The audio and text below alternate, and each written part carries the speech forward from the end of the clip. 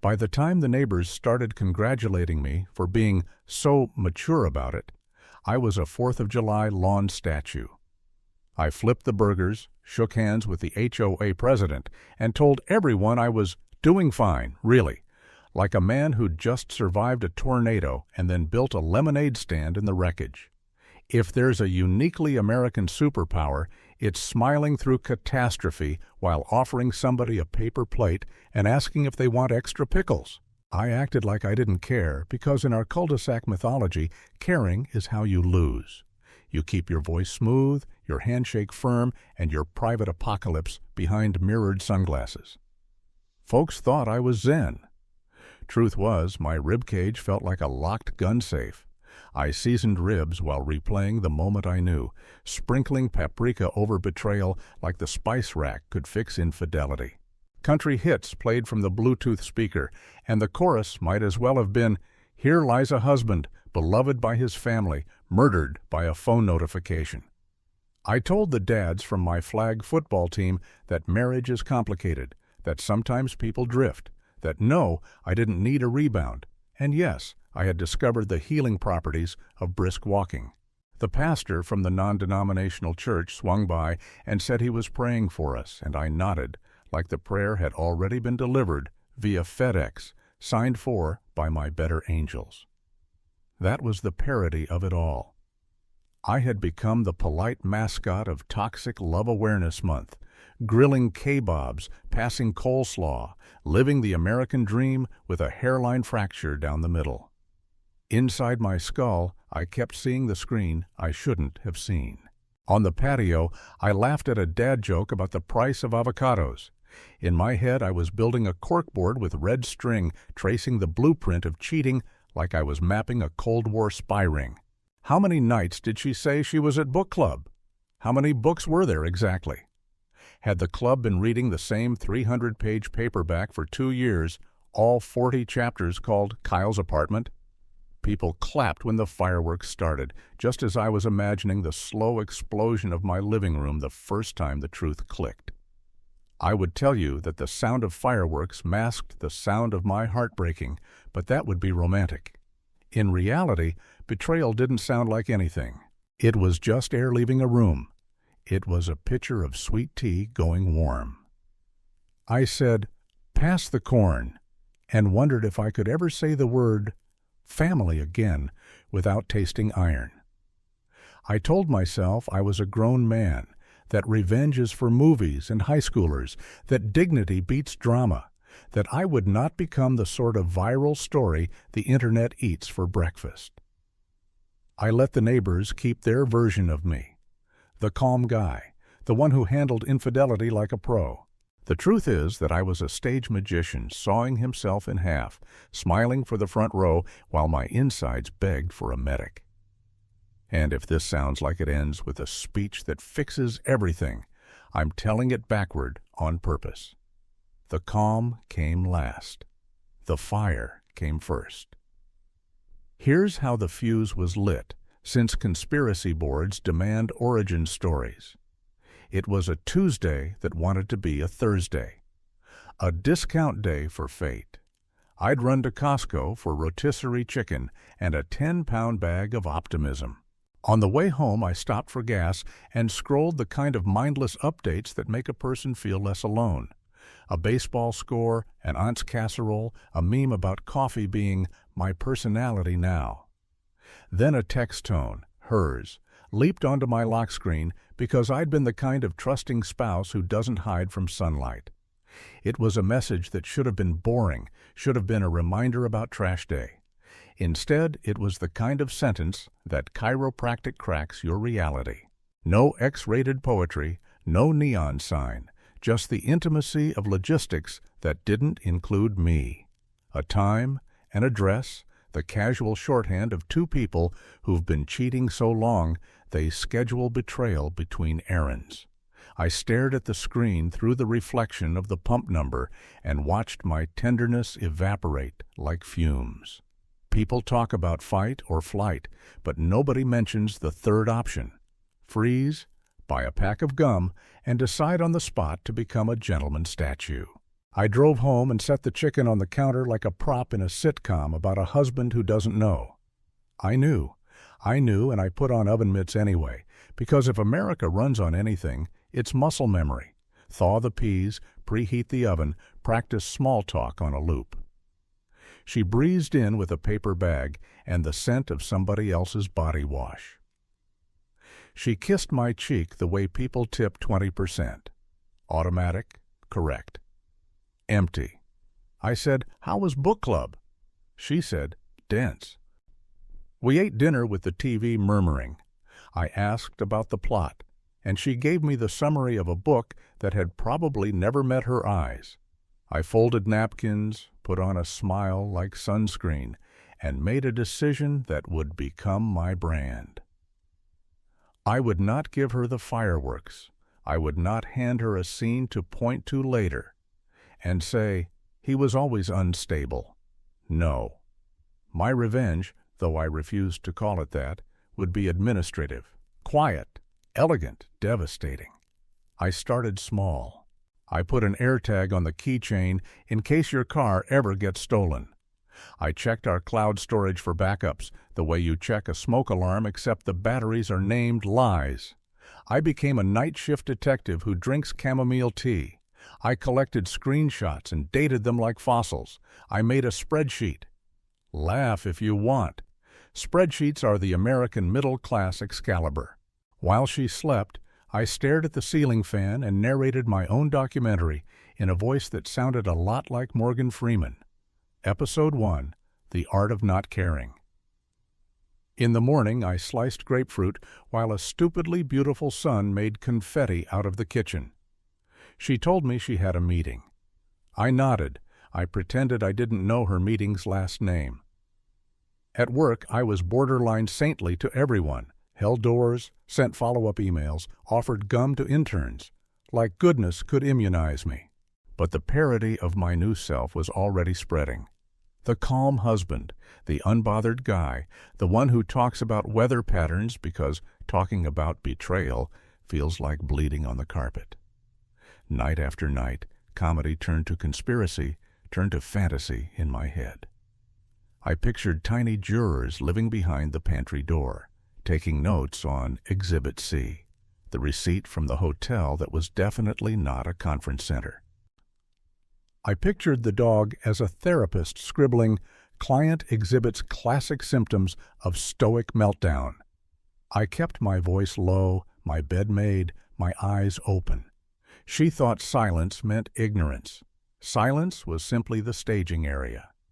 At some point, every American man who's been blindsided by infidelity floats a revenge daydream so ridiculous it makes a telenovela look shy. Mine starred me in a bolo tie at the center of the high school gym on community night, switching on a projector like a patient math teacher and walking the town through a PowerPoint I'd titled, "Cheating a Case Study." I'd insert tasteful transitions, sprinkle in pie charts, display a timeline, maybe ask for questions, maybe include a QR code to the exit survey. The fantasy died the way fantasies do, under fluorescent lighting at my lawyer's office, where practical women save men from their worst impulses. Sharon ran her practice out of a strip mall between a nail salon and a tax place and spoke in a voice like a seatbelt click. "You want rage?" she said, "but you need records. You want spectacle, but you need strategy. Think future, not fireworks." Sharon gave me homework, things like do not escalate, gather financial documents, be kind to yourself, which sounded like a bumper sticker until 3 a.m., when I woke up convinced the ceiling was limestone and I was buried beneath it. Strategy became my weather. I made copies of everything that defined our family on paper: titles, policies, account numbers. I opened a bank account with a name so boring it could hide in a hayfield. I called a therapist who had a waiting room filled with inspirational posters of cliffs and the word resilience in a font that had never been betrayed. I now 2 friends, the sort who wear baseball caps to weddings and will get up at 4 a.m. if you say, "I need you." One of them wanted to slash tires. The other wanted to drive to the affair partner's apartment and quote scripture in a threatening way. I told them the mission required something harder than revenge: restraint. The parody of me thickened. I took up jogging, even though I believe running should only occur when being chased by a bear or late for a flight. I started cooking elaborate dinners as if beurre blanc could repair a heart. I watched movies where the hero walks away from explosions in slow motion and practiced walking into my living room at normal speed with a normal face. Nights were harder. Nights were when the mind makes conspiracy out of dust. I pictured hidden microphones in the ferns, the FBI of heartbreak photographing my kitchen at odd angles. I pictured her phone whispering with another man's gravity. Their messages were a low tide pulling me out. Sometimes I imagined confronting them both, but in my version I still wore the uniform of the civilized: a pressed shirt, cuffed sleeves, gentle voice. The fantasy was never about shouting. It was about clarity. It was about standing in our backyard with the string lights on and saying, "I know," and watching the word finally land. And in a smaller, meaner fantasy, I admit I rehearsed a line in the mirror. I don't care. It tasted metallic. It tasted like survival. Because the sickest truth of betrayal is that you learn to perform indifference to protect the softest parts of your soul. And because America loves a comeback, I decided my comeback would be paperwork, posture, and a plan. The plan?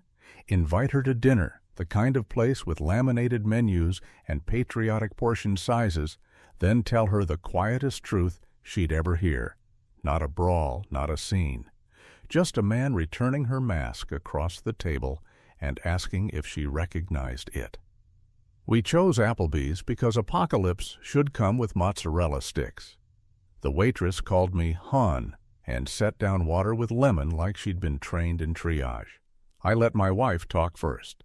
She said busy twice, overwhelmed 3 times, and family like it was a brand we both still endorsed.